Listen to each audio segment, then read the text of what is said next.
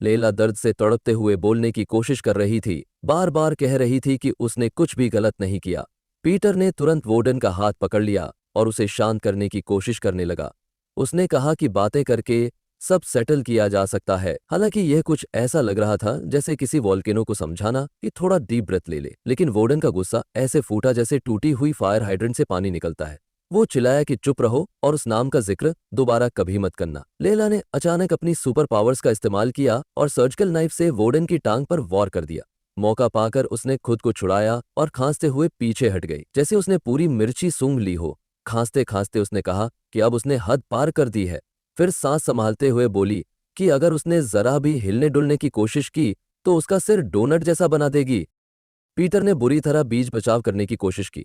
उसने वार्डन को याद दिलाया कि लेला भी क्वीन की दोस्त है और उस पर इल्जाम लगाना उतना ही बेवकूफ़ी है जितना नेटफ्लिक्स लैग होने पर अपने वाईफाई राउटर पर केस करना। लेकिन वार्डन गुस्से और उलझन में बड़बड़ाया कि उसे इस लड़की को आज सबक सिखाना ही पड़ेगा, बिल्कुल किसी एनीमे विलन की तरह। फिर अचानक वो रुक गया।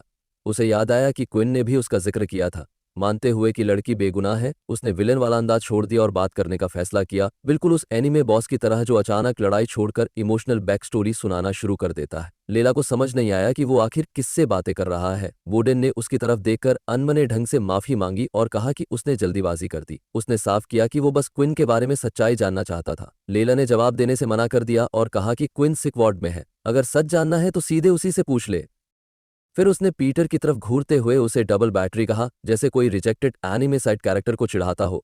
जाते जाते उसने एक तीखी वार्निंग भी दे दी और ऐसे चल दी जैसे अभी अभी उसने आर्ग्यूमेंट ओलंपिक्स जीत लिया हो। पीटर घबराकर वोर्डन की तरफ से माफी मांगने लगा और बोला कि वो आमतौर पर इतना अनहंच नहीं होता, लेकिन लेला ने उसे ऐसे टाल दिया जैसे कोई यूट्यूब एड्स स्किप करता है और ड्रामेटिक अंदाज में गायब हो गई, जैसे अभी निंजा डीएलसी अनलॉक कर लिया हो। पीटर ने फिर वोर्डन से पूछा कि वो ठीक तो है ना, क्योंकि उसका बर्ताव अजीब लग रहा था। वोर्डन ने चिंता टालते हुए हाथ हिलाया, जैसे कोई इंसान मानने को तैयार न हो कि उसने रात 3 बजे अपनी एक्स को रेज टेक्स्ट किया है। उसने बड़बड़ाते हुए कहा कि लेला इतनी तेजी से निकल गई जैसे कॉफी शॉप का फ्री वाईफाई गायब हो जाता है। शायद वह झूठ बोल रही थी, शायद नहीं, कौन जाने। उसके दिमाग में दूसरी आवाज कूदी, किसी टॉक्सिक गेमर की तरह जो वॉइस चैट में चिल्लाता है। वह बदला लेने की बातें कर रही थी और लेला के रास्ते में एक्सीडेंट करने का आइडिया दे रही थी, मारियो कार्ट वाले बनाना पील स्टाइल में। लेकिन दूसरी तरफ उसके अंदर की एक और आवाज बोली कि लेला तो क्विन की दोस्त है। वोर्डन ने उसे अनइम्पोर्टेंट कहकर खारिज कर दिया और बोला कि उसे बस वो लड़की पसंद ही नहीं। अंधेरी आवाज ने भी हामी भरी और कहा कि उसे भी वही फीलिंग है। वोर्डन को खुद से बहस करते देखना ऐसा लग रहा था जैसे दो पागल पॉडकास्ट होस्ट्स आपस में भिड़ रहे हो। पीटर और भी उलझन और डर में पड़ गया। उसे समझ नहीं आ रहा था कि वोर्डन बदला लेने की प्लानिंग कर रहा है या फिर उसे बस अर्जेंटली वाईफाई और नींद चाहिए। वोर्डन ने जब पीटर का चेहरा देखा और पूछा कि क्या हुआ, तो डरे हुए पीटर ने जल्दी से कहा कि कुछ नहीं। सीन अचानक फे और उसके दोस्त की तरफ शिफ्ट हुआ जो सीढ़ियां उतर रहे थे। फे का दोस्त गुस्से में बोला ये तो कोई बड़ी बात भी नहीं थी और फिर भी उन्हें क्लास से बाहर निकाल दिया गया। उसने ओपोनेंट को बिल्कुल नजरअंदाज करते हुए कहा कि लेवल 1 लड़के से लड़ना वैसा ही है जैसे ट्यूटोरियल एनपीसी से बहस करना, पूरी तरह बेकार और आगे चलकर इररिलेवेंट। फे ने कड़वाहट से कहा कि अगर वे जीत जाते तो सब ठीक होता, लेकिन हार गए तो अब सब उसकी ही गलती है क्योंकि वही आइडिया लेकर आया था। अब तो पूरी तरह से उनकी इज्जत मिट गई। उसका दोस्त चिढ़कर गर्दन पर जोर से चांटा मारता है और पूछा कि आखिर उसका प्रॉब्लम क्या है। उसने एबिलिटीज के मैसिव गैप का मजाक उड़ाया और कहा कि यह तो स्मार्टफोन और पुराने चल छैया छैया वाले फोन की तुलना जैसा है।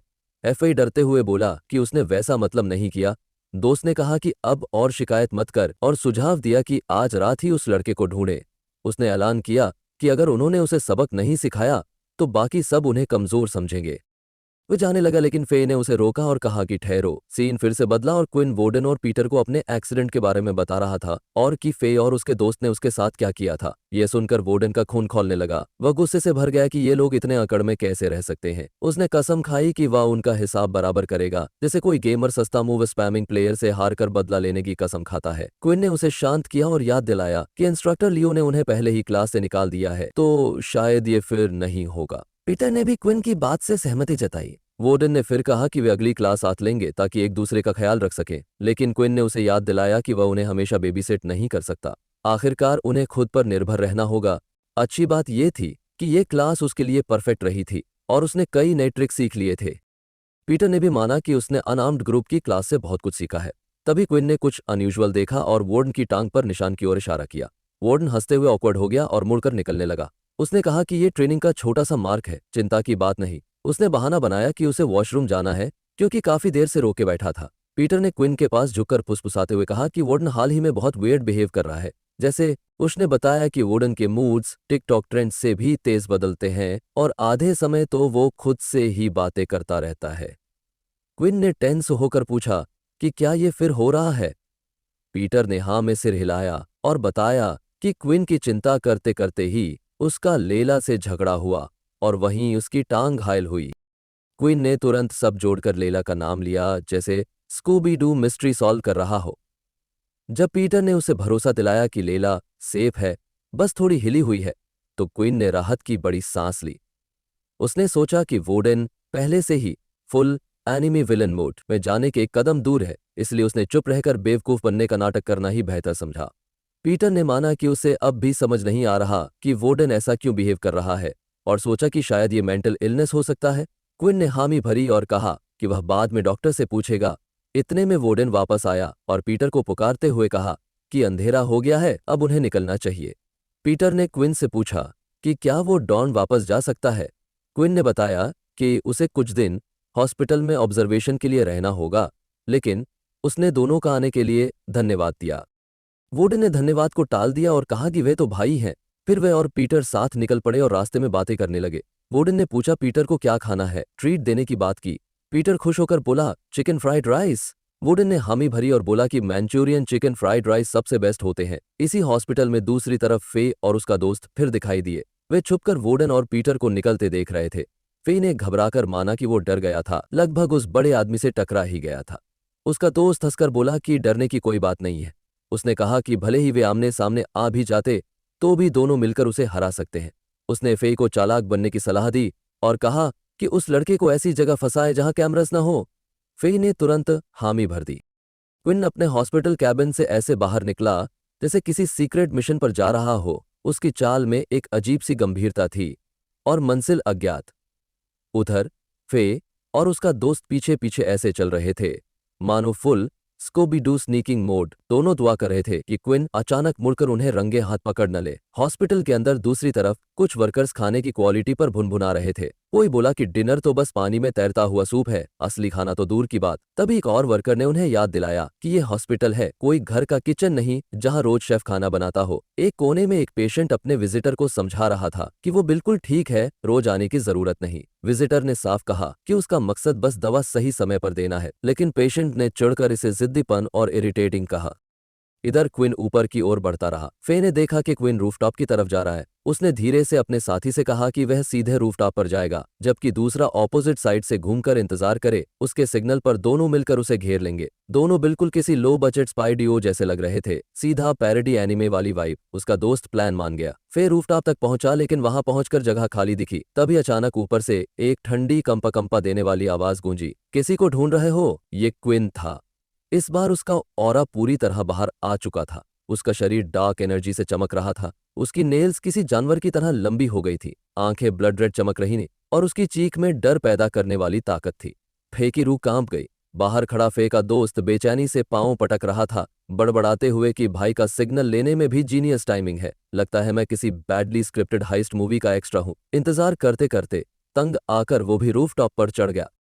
वहां पहुंचते ही वो ठिठक गया। उसकी आंखों के सामने फे जमीन पर लहूलुहान पड़ा था और उसके ऊपर एक अजीब सी छाया झुकी थी, जैसे कोई पागल कुत्ता बारबेक्यू पर टूट पड़ा हो। वो छाया और कोई नहीं बल्कि क्वीन ही था, जो अब एक राक्षसी रूप में बदल चुका था, मानो कोई नाइटमेयर कॉस्प्ले जिंदा हो उठा हो। गुस्से में फे का दोस्त सीधे झपटा, लेकिन क्वीन एनिमे स्पीडसर की तरह गायब हो गया और अगले ही पल पीछे से बिजली जैसी तेजी से वार कर दिया। वो लड़खड़ा गया। उसकी आंखों में हैरानी थी, स्पीड पॉसिबल कैसे है? उसने बमुश्किल डिफेंस किया और तभी उसे एहसास हुआ कि क्वीन की मॉन्स्ट्रस ताकत सामान्य इंसानों से कहीं ज्यादा है। खुद को संभालते हुए उसने अपनी सारी शक्ति जुटाई और अपने शरीर से हड्डियों का हथियार बाहर निकाला, बिल्कुल किसी over the top anime attack जैसा। उसी से उसने क्विन के हाथ को काट डाला। उसने माना कि हालात कितने खतरनाक हो गए हैं और अगर उसकी डिफेंसिव एबिलिटी न होती तो वो अब तक खत्म हो चुका होता। उसने खुद को तैयार किया और गरज कर कहा कि अब उसकी बारी है और क्विन को वार्निंग दी कि मेंटल तैयार रहना, लेकिन अगले ही पल उसका मुंह खुला का खुला रह गया। उसने देखा कि क्विन का कटा हुआ हाथ खुद ब खुद जुड़कर हील हो रहा है, जैसे कोई फाइनल फैंटेसी का ओपी समन हो। उसके माथे पर पसीना छलक आया, दिल में घबराहट की एकेडमी सिर्फ स्टूडेंट्स को नहीं, मॉन्स्टर्स को ट्रेन कर रही है। उसने सोचा कि शायद वो खुद किसी वॉकिंग चीट कोड से टकरा गया है। क्विन ने अगला वार किया, इस बार इतनी जबरदस्त ताकत से कि हड्डी का तलवार चकनाचूर हो गया। टुकड़े ऐसे बिखरे जैसे किसी चीप एक्शन फिगर का प्रॉप टूट गया हो। फे का दोस्त सन खड़ा था। उसे लग रहा था जैसे वो अचानक किसी लाइव एक्शन शोनेन एपिसोड में फंस गया हो। अब उसके पास डिफेंस करने का कोई तरीका नहीं बचा था। मेटल क्लैशिंग की आवाज हवा में गूंजती रही। वार पर वार इतने तेज थे कि गिनना नामुमकिन। उसकी डिफेंसेस ढहने लगीं। रात की हवा में पत्ते सरसराए और उसे एहसास हुआ कि वो ज्यादा देर तक टिक नहीं पाएगा। आखिरकार क्विन ने एक जोरदार वार किया, जिसने फे के दोस्त को रूफटॉप से ऐसे उछाल दिया जैसे कोई पोकेबॉल। उसके हाथ पांव हवा में बेतरतीब लहरा रहे थे और उसकी चीख सुनकर देखने वालों को आधा डर और आधा हंसी आ रही थी, मानो उन्होंने अभी अभी कोई नया एनिमे गैग मूव देख लिया हो।